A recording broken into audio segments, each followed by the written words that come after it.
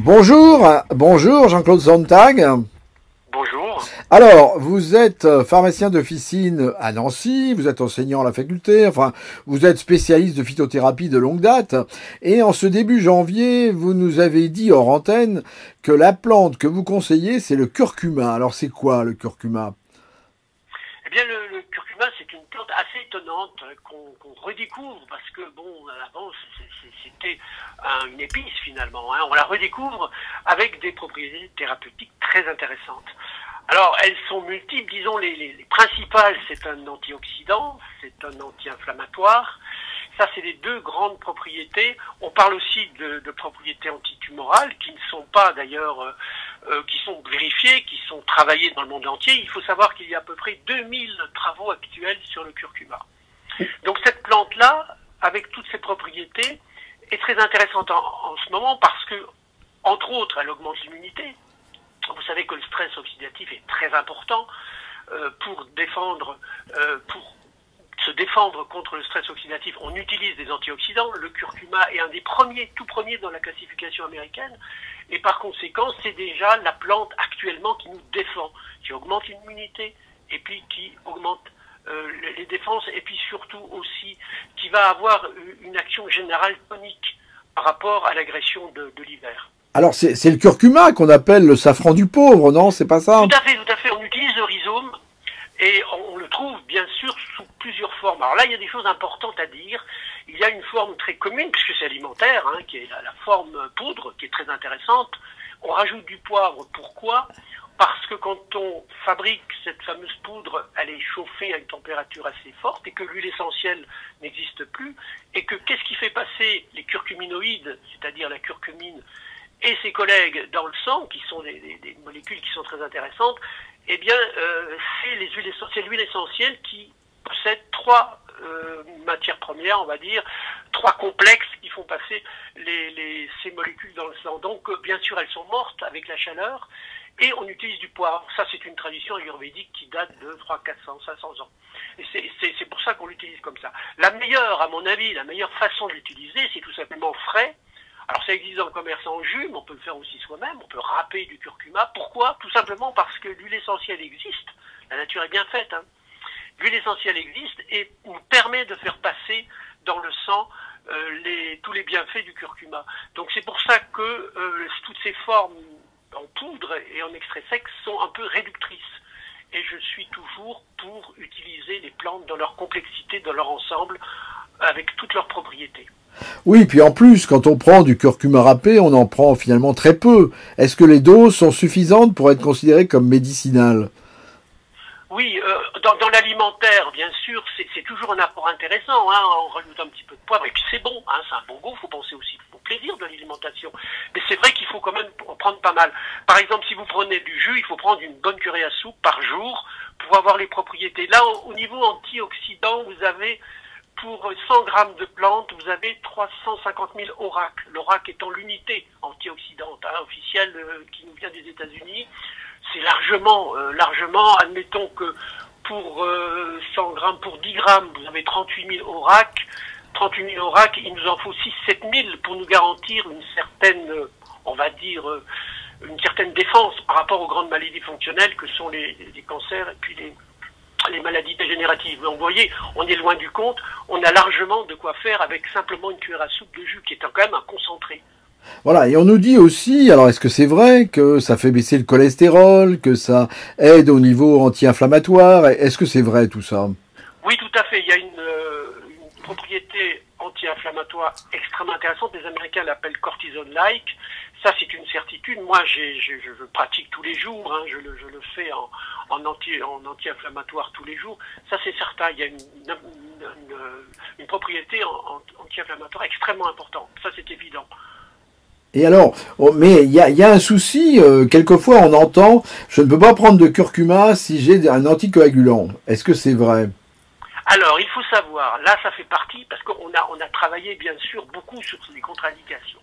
Alors il faut savoir que effectivement, ce n'est pas un anticoagulant, mais c'est une plante qui agit, on va dire, qui potentialise les anticoagulants. Mais les anticoagulants majeurs, essentiellement ceux qui sont injectables. Dans le cas, vous voyez, de phlébite, de choses comme ça. Donc il suffit de savoir que le curcuma augmente un petit peu les capacités anticoagulantes. Mais c'est pas un anticoagulant, c'est très très important. Hein. Ce n'est pas un anticoagulant. Il y a une autre petite contre-indication, je dis petite parce que c'est un cas un peu particulier. Il se trouve que le curcuma, d'ailleurs, c'est sa première propriété. On en parle moins parce qu'elle est moins spectaculaire, mais c'est un draineur hépatique. Il est ce qu'on appelle cholérétique et cholagogue, c'est-à-dire qu'il fabrique plus de bile et il augmente la capacité de la vésicule biliaire à fournir de la bile. Et par conséquent, il chahute un peu la bile. Donc si vous avez des calculs, ça a tendance à faire bouger ces calculs et ça peut occasionner des petites douleurs. Oui, c'est quand même très très très mince hein, comme contre-indication. Donc pour nos auditeurs, ceux qui nous écoutent, s'ils prennent des antivitamines K par voie orale, ils ne risquent rien avec le curcuma, donc. Pas à ma connaissance. Par rapport à cette indication-là, à cette, on va dire, cette famille de médicaments. Là, pour ma part, il n'y a pas de problème. Depuis une dizaine d'années que je le pratique, aussi bien à l'officine qu'en conseil, on n'a jamais eu de problème. Et alors, donc, on le trouve, vous avez commencé un petit peu à l'envisager, on le trouve sous différentes formes. Comment s'y retrouve-t-on, justement? C'est un peu la complexité des plantes, parce qu'on nous dit, oui, il faut prendre des plantes, mais comment je prends quoi, alors, comment et combien? Mais ça, c'est valable pour toutes les plantes. On a quand même un intérêt à prendre les plantes de leur globalité. Pourquoi?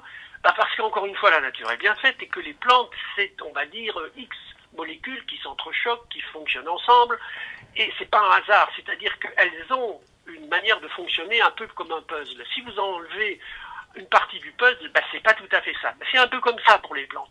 Je trouve qu'il est intéressant de prendre la forme la plus, on va dire, proche de ce qu'on appelle le totem de la plante, c'est-à-dire l'ensemble de la plante, toutes ses propriétés. Et effectivement, là, on n'a plus grand-chose. Ou bien on prend, en ce qui concerne le curcuma, on le prend dans sa totalité, c'est-à-dire en jus, ou bien en grignotant, tout simplement. Ça peut se croquer comme des carottes, hein, tout simplement.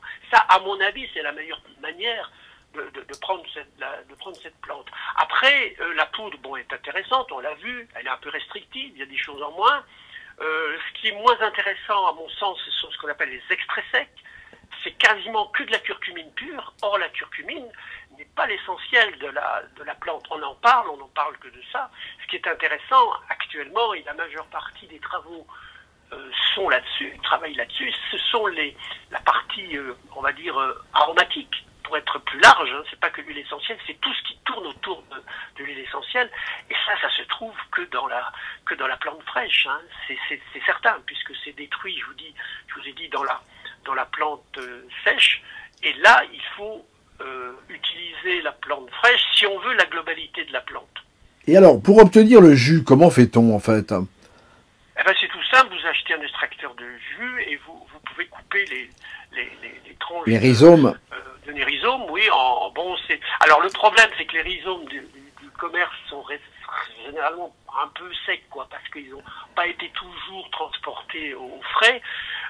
Voilà, sinon ça existe dans le commerce, hein, en jus tout prêt, mais c'est vrai qu'on peut faire son jus soi-même en rajoutant un petit peu de gingembre. Vous savez que le gingembre est de la même famille botanique, ça c'est son vieux copain, hein, et ça marche bien, les deux fonctionnent très bien ensemble.